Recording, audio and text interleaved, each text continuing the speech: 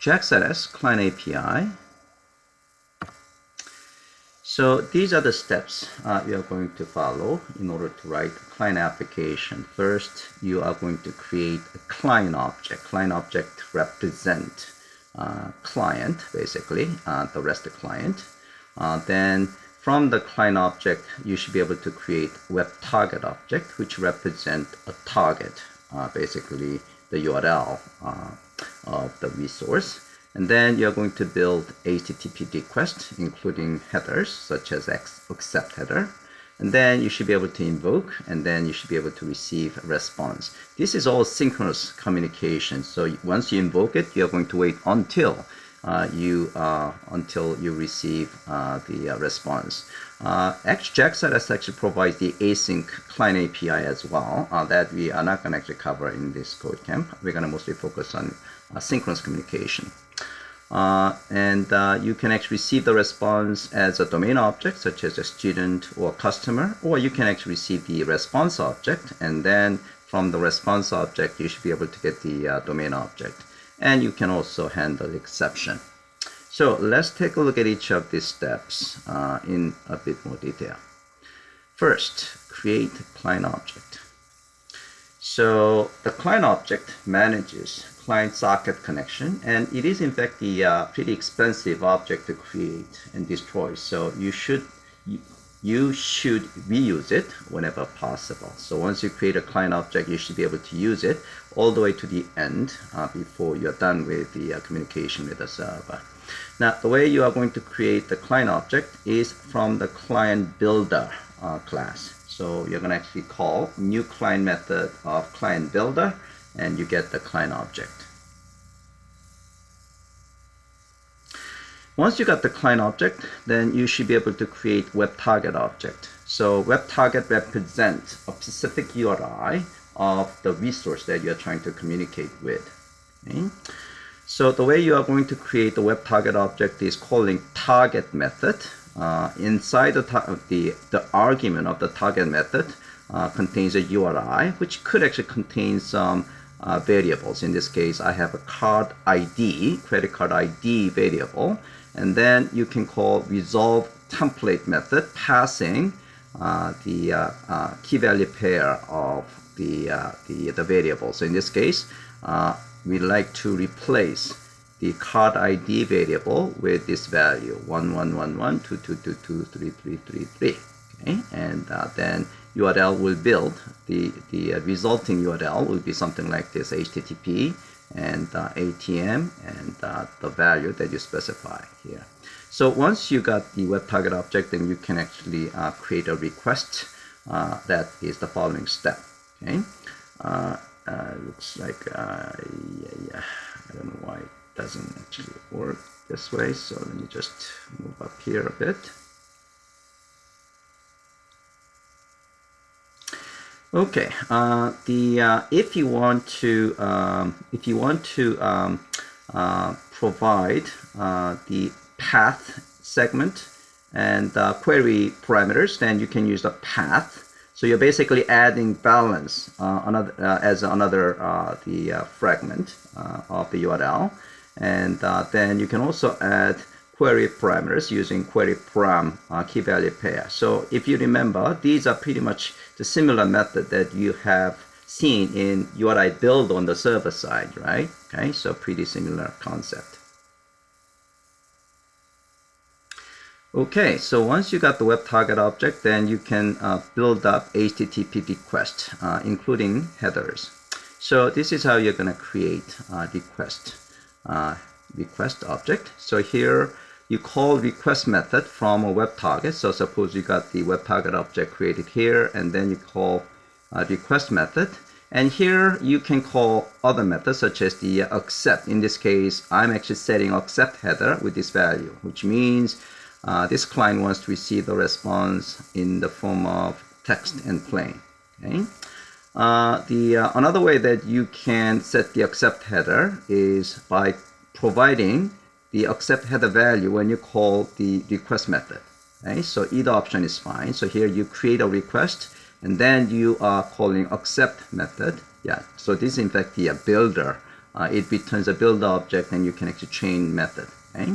And here we are passing the accept header value to the request method as an argument. So these are, up to this point, these two combination of request and accept is the same thing as this guy. Okay? Okay, so we're going to actually talk about this get and post in the following slide. Okay, so here we focus on building a request object, including headers. So here we just see an example where we are adding accept header.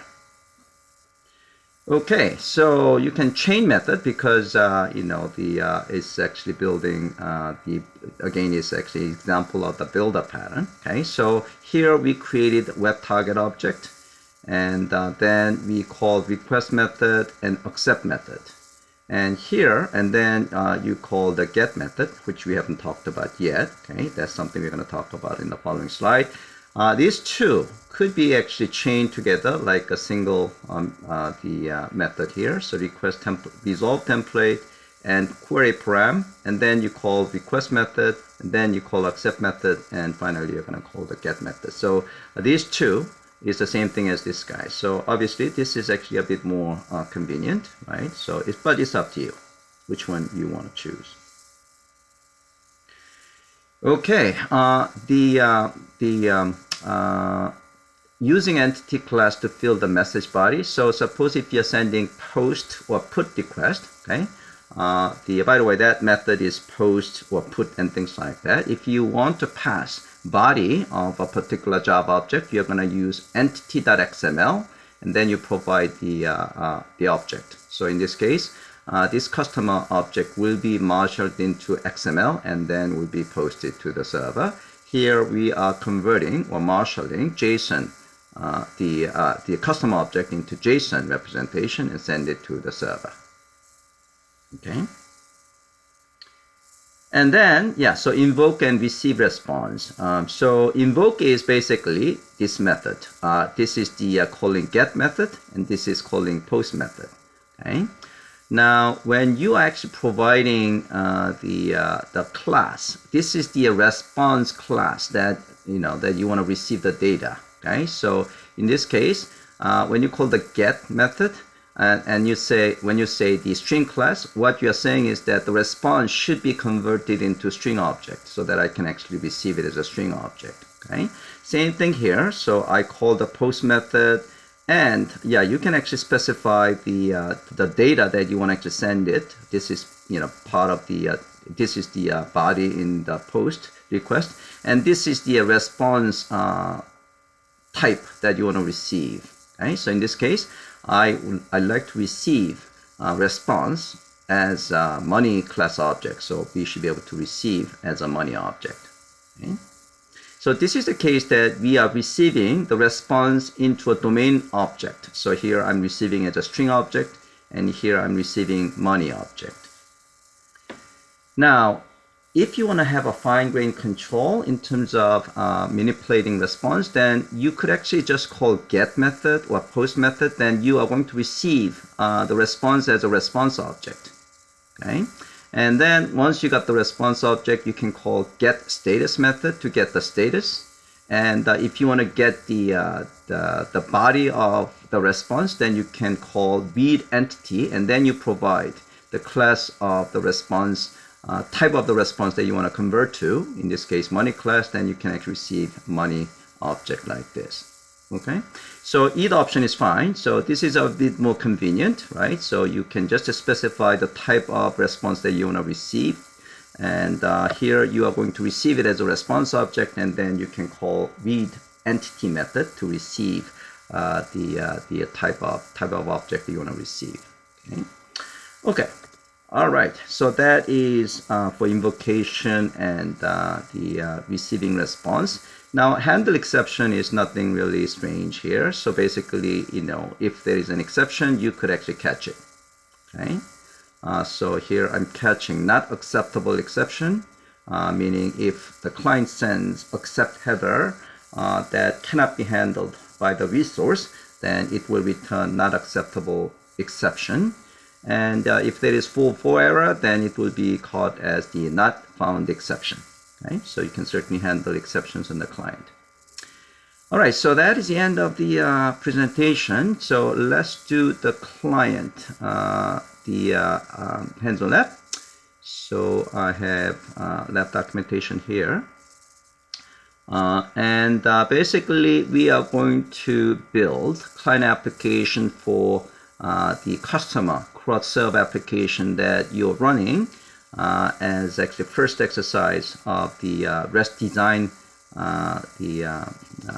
presentation yesterday. Actually, I provided this one as part of the hands-on lab zip file of this guy as of this morning, so I posted. So you can just kind of open it as well. So that's what I have. So I have a client code, and I have the customer server code, and I have a orders server code. Okay? So let's actually run the cross server and run as and Java application.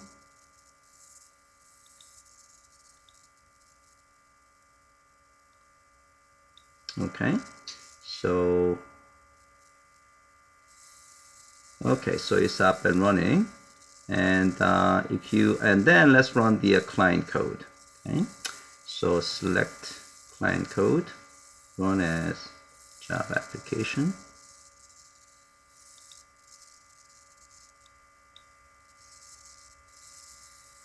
Okay, so basically this is what you should get. So I'm going to actually use the lab documentation to describe what goes on the client side. First, client wants to display all customers. So we have two customers and customer 1 and 2. They are returned in XML.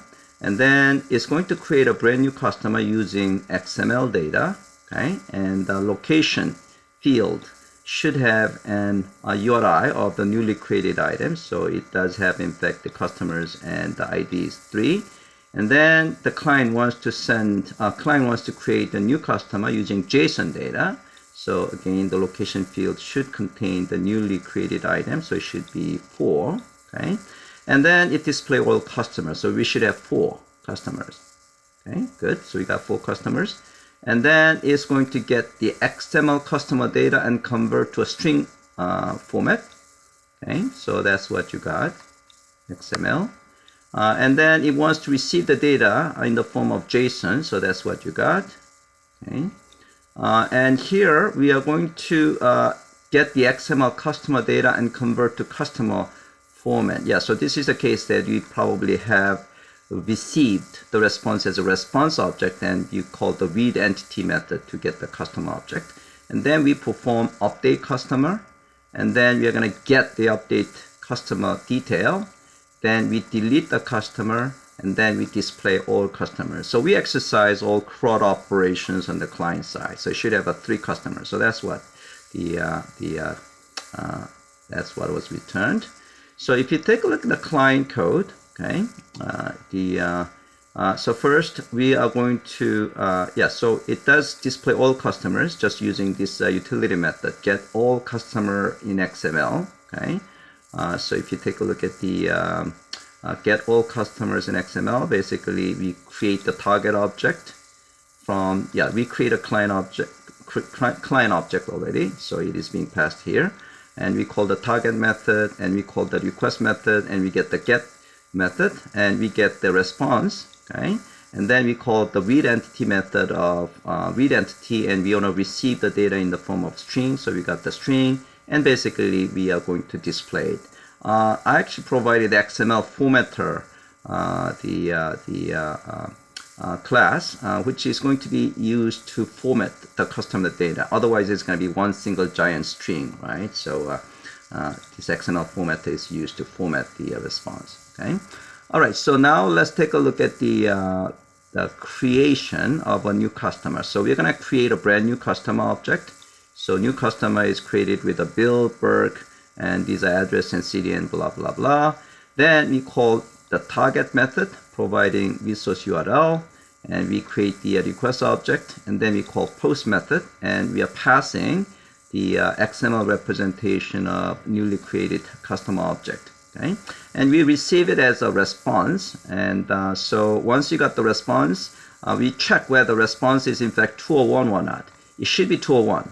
So we call response status created get the status code. Okay, so this is basically representing 201. Okay, and if it is not 201, then we are just throwing an exception in our client side, so failed to create. Okay. And then we are going to create a new customer using JSON data. So here we are passing JSON data. Okay, so instead of entity.xml, we are using JSON. Okay, and this one is the same thing. We just check whether the success, whether creation has been successful or not. And then we again display all customers. So by this time, we should have 4 customers. And then we are going to get the customer data, and then so this is the case that we are receiving the data in the domain class object. So here, when you call the get method, you provide the type of domain, object that you want to receive the response for. Okay. So here, basically, you are receiving the, we just perform get operation. This one we want to receive in the form of XML. This one we want to receive in the form of JSON. Okay, and then this is a case that we actually call the customer.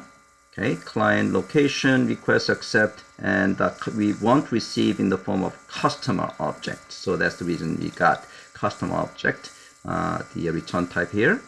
And then we are updating our customers. So here instead, so here we are using put method, right? Okay. And then we get the updated customer, and then we delete a customer, so we call the delete method, and that's pretty much it. And at the end, we close the client object. Okay, so pretty straightforward.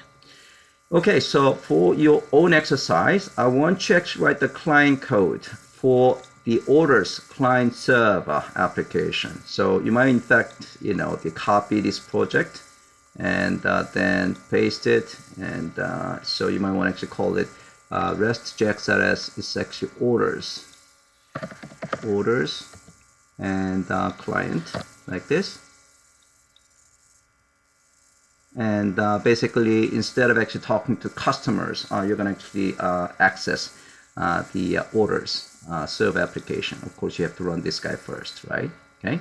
So I'm going to give you guys. So here, I want you to create a new order. At least I want to see these operations to be done on the client side. Create a new order, sending XML data, display all orders in XML, get XML order data and receive it as a string format, and get JSON order data and receive it as the order object, update an order and delete an order. So pretty much what you have seen in the customer client example. Okay, so I'm going to give you guys about 10 to 15 minutes, depending on how fast you guys can actually finish, and we'll move on. Let me know if you guys have any questions.